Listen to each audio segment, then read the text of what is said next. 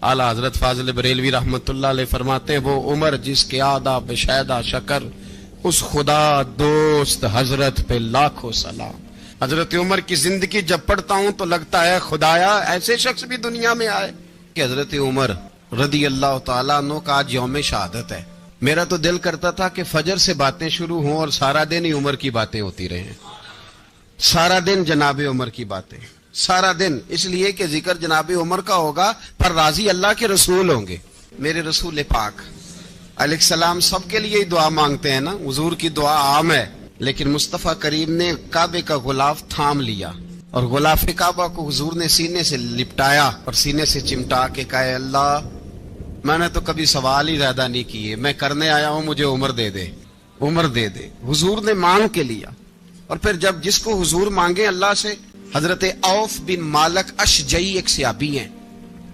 हजरत of बिन मालिक रदी अल्लाह तआला अन्हु फरमाते हैं कि जनाब अबू बकर सिद्दीक का जमाना था तो मैंने ख्वाब देखा।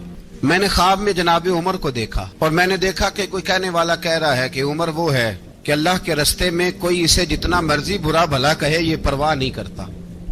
किसके रस्ते में? बोले सारे। इसका मतलब है अल्लाह के रस्ते में लोग बुरा भला भी।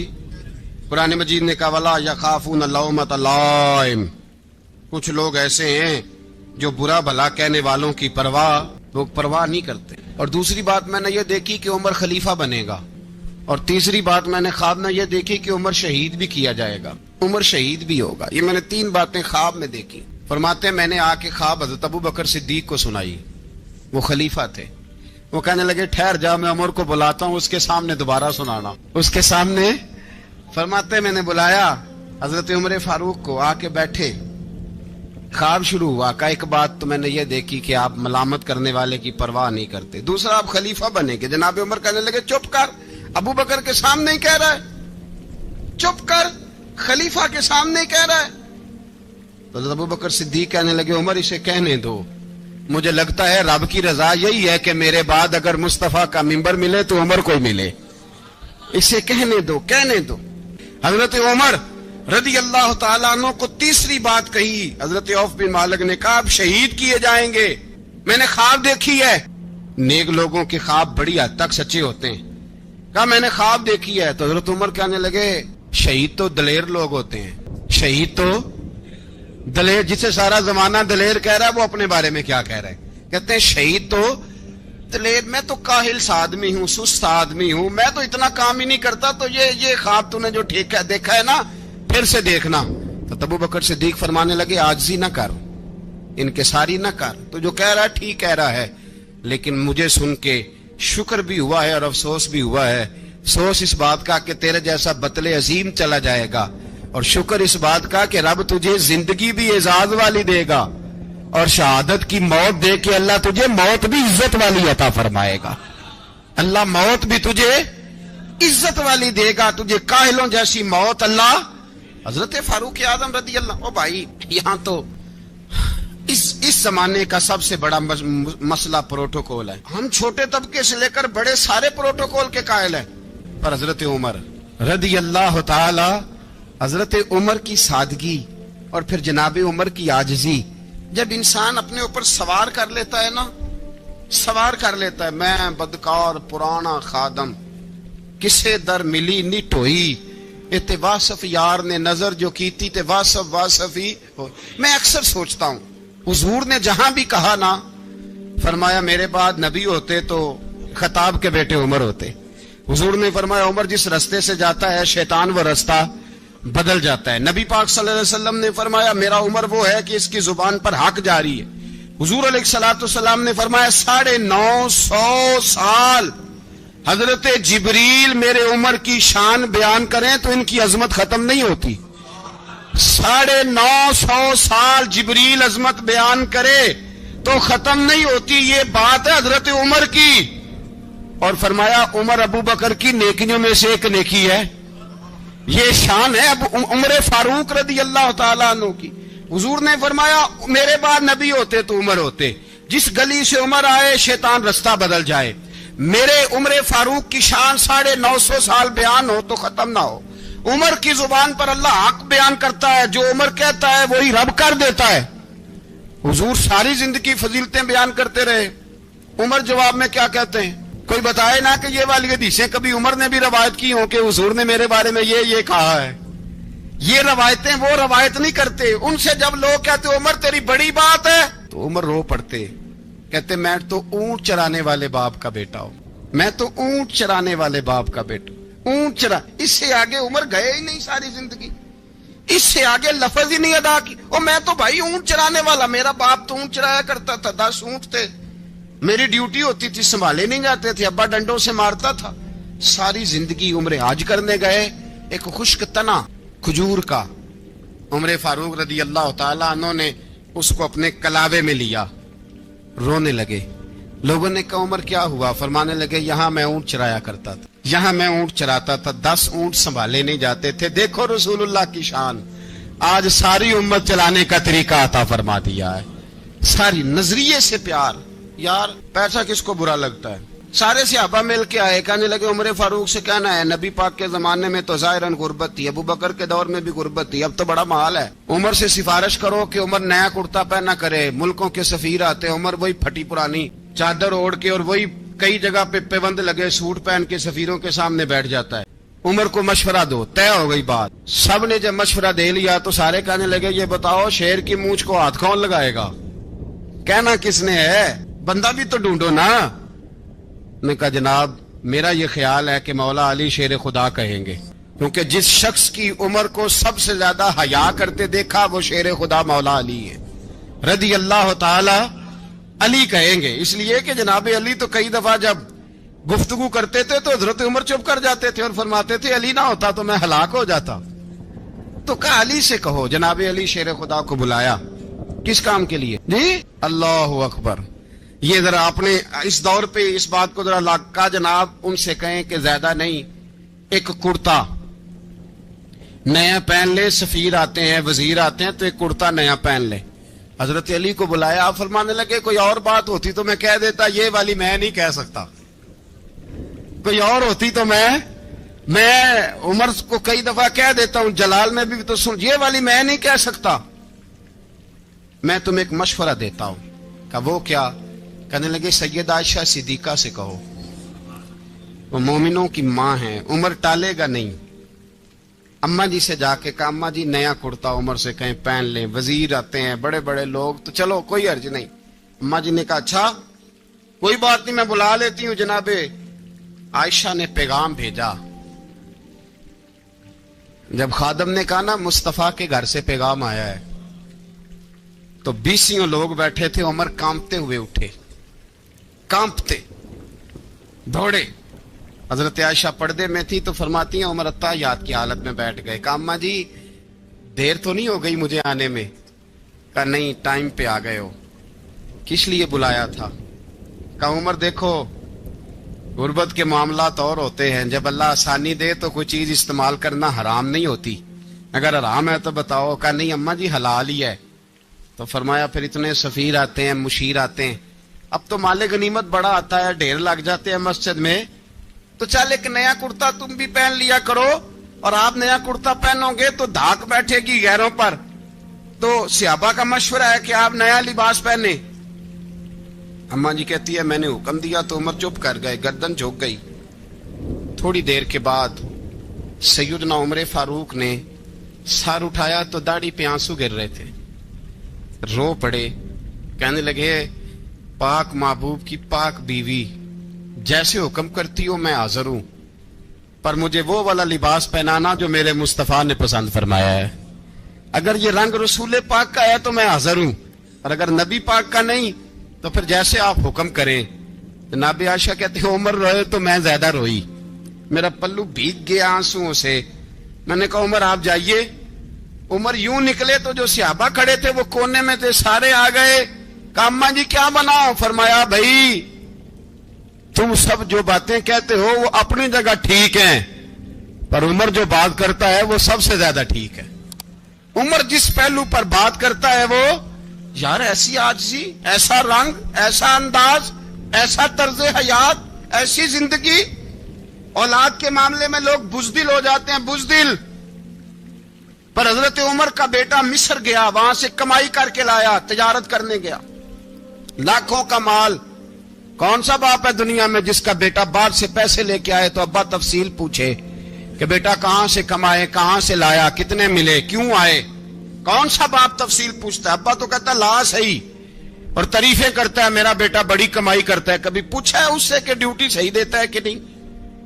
کبھی پوچھا ہے کہ تو ایمانداری کی روزی لاتا ہے کہ حرام کی کماتا ہے؟ یہ باپ کی ذمہ داری ہے, یہ اماں کی ذمہ داری ہے. پھر کہتا ہے بیماری کیسے آ گئی, پریشانی کیسے آ گئی؟ تو نے کبھی سوال کیا اپنی اولاد سے؟ حضرت عمر فاروق رضی اللہ تعالیٰ عنہ کا بیٹا مصر سے پیسے کما کے لایا تو جناب عمر نے بلایا, فرمایا بیٹے اتنی تو تیرے پاس راس ہی نہیں تھی, تھوڑے سے تو پیسے لے کے گیا تھا, اتنی کمائی کیسے ہو گئی؟ اتنے تو پیسے نہیں تھے صاحب, کہاں سے کمائی لائے؟ اس نے کہا ابا جی وہ جو میرے چچا ہے نا مصر کے گورنر, آپ کے دوست, انہوں نے میری مدد کی ہے. فرمایا جتنے لوگ گئے تھے سب کی ہے مدد اس نے؟ کہا نہیں صرف میری کی. فرمایا تیری کیوں کی؟ تیری کیوں کی؟ کہا حضور آپ کے دوست ہیں. فرمایا چپ کر, حضور انہوں نے مجھے اتنے پیسے دیے, میں نے کاروبار میں ڈالے تو نفع آیا تو میں ان کی رقم دے کے. فرمایا خاموش ہو جا, باقی جتنے لوگ گئے تھے سب کی مدد کی اس نے؟ کہا نہیں حضور صرف میری کی. فرمایا اس نے تیری مدد نہیں کی, اس نے خلیفہ کے بیٹے کی مدد کی, اس لیے کہ وہ خلیفہ کو اپنے حق میں نرم کر سکے. فرمایا آدھا مال تیرا ہے, آدھا مال غنیمت کا ہے, مال خزانہ کا ہے, مسلمانوں کا ہے, اس لیے کہ تو جو وہاں سے مال کما کے لایا ہے وہ اپنے باپ کے خلیفہ ہونے کی وجہ سے کما کے لایا ہے, لہذا رکھ ادھر.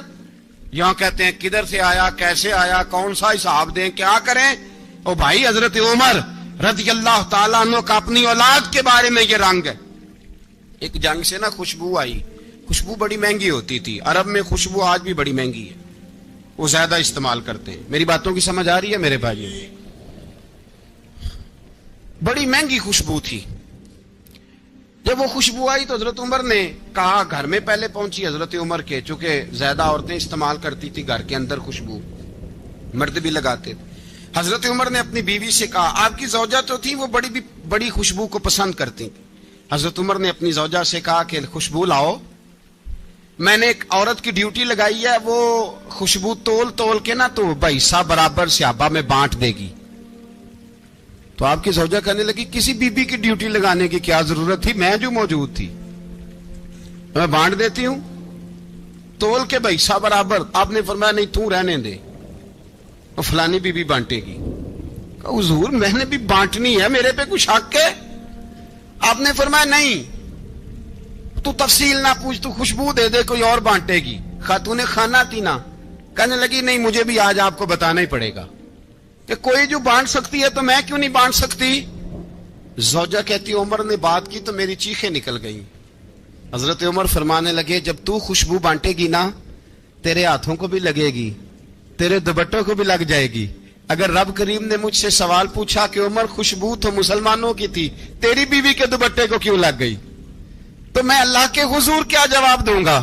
اگر اللہ نے یہ سوال کیا کہ تیری بیوی نے کیوں لگائی, وہ تو حصہ تھا مسلمانوں کا, تو نے تیری بیوی نے کیوں لگائی؟ تو فرمایا میں نہیں چاہتا کہ اللہ کے حضور مجھے اور تجھے باز پرس ہو, لہذا کسی اور کو بانٹنے دے. زوجہ روئی اور تڑپ کے کہنے لگی عمر مجھے لگتا ہے صبح قیامت بھی تیری بیوی ہونے کی وجہ سے اللہ مجھے جنت عطا فرما دے گا, تیری زوجہ ہونے کی برکت سے. بھائی یہ معیار رکھا, خدا کی قسم ایسا شخص تاریخ میں دوبارہ نہیں آیا. اتنا بڑا آدمی, اتنا بڑا شخص, اتنا بڑا آدمی, اور پھر رنگ یہ ہے کہ عمر 22 لاکھ مربع میل کا حکمران, 22 لاکھ, اور کھجور کے درخت کے نیچے مٹی کا ڈھیلا لے کے سو گئے ہیں, پرواہ کوئی نہیں, کوئی مسئلہ ہی نہیں. 2 غلام ساتھ بیٹھے تو ایک روٹی حضرت عمر نے گھر سے منگوائی, تھوڑا سا سرکہ, تو غلام کہنے لگے ہم نے بھی کھانی ہے. فرمایا کوئی حرج نہیں, روٹی کو پیٹ بھر کے کھانا ضروری تو نہیں, 3 حصوں میں بانٹ لیتے ہیں. ایک آدمی آیا ہوا تھا مصر کا رہنے والا ملنے کے لیے, اس نے پوچھا عمر کدھر ہے, تو کہا وہ ادھر جاؤ مسجد میں بیٹھے ہوں گے, اور واپس آیا تو کہنے لگا وہاں تو 3 غلام بیٹھے ہیں, ایک روٹی بانٹ بانٹ کے کھا رہے ہیں, لگتا ہے کئی دنوں سے روٹی نہیں ملی. کہا 3 غلام تو کوئی نہیں, وہاں 2 ہی تھے, تیسرے تو امیر المومنین تھے. اس نے کہا نہیں 3 غلام ہیں, کپڑے بھی ایک طرح کے پہنے ہوئے, بلکہ 2 کے تو پھر صحیح ہیں, تیسرے کے تو زیادہ ماڑے ہیں. کپڑے بھی ایک طرح کے, کھانا پینا بھی ایک طرح کا, اور ان کا نشست برخاست بھی ایک طرح کی ہے, لہذا کوئی فرق نہیں. حضرت ابو ہریرہ کہتے ہیں میں لے کے آیا, اور جناب عمر کو جب میں نے کچی زمین میں تامت سمیٹ بیٹھے دیکھا تو میں رو پڑا. میں نے اس مصر سے آنے والے کو کہا تو اس کے جلوے دیکھ, اگر اس کی ذات میں اتنا حسن ہے تو محمد عربی کا مقام کیا ہوگا. یہ مقام غور ہے, مقام غور.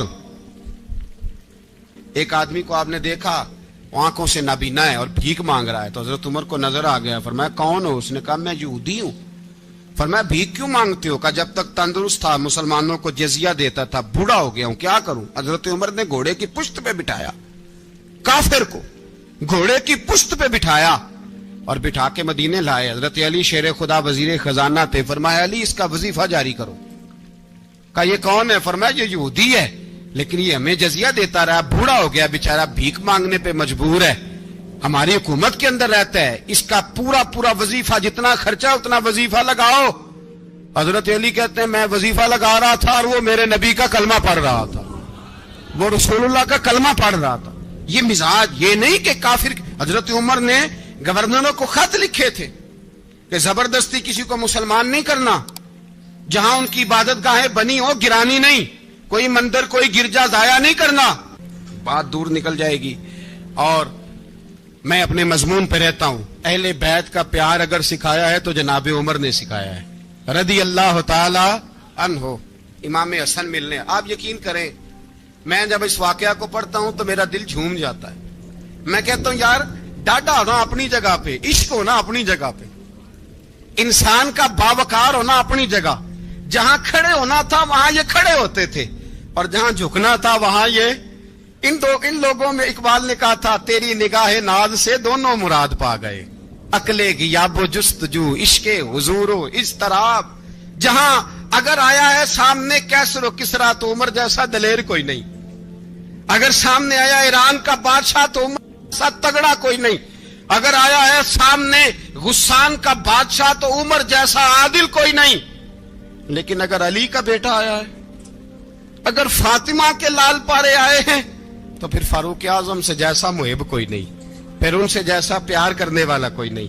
اندر بیٹھے ہیں جناب عمر, اندر تنہائی میں کچھ وزیروں سے گفتگو ہو رہی ہے, میٹنگیں جاری ہیں.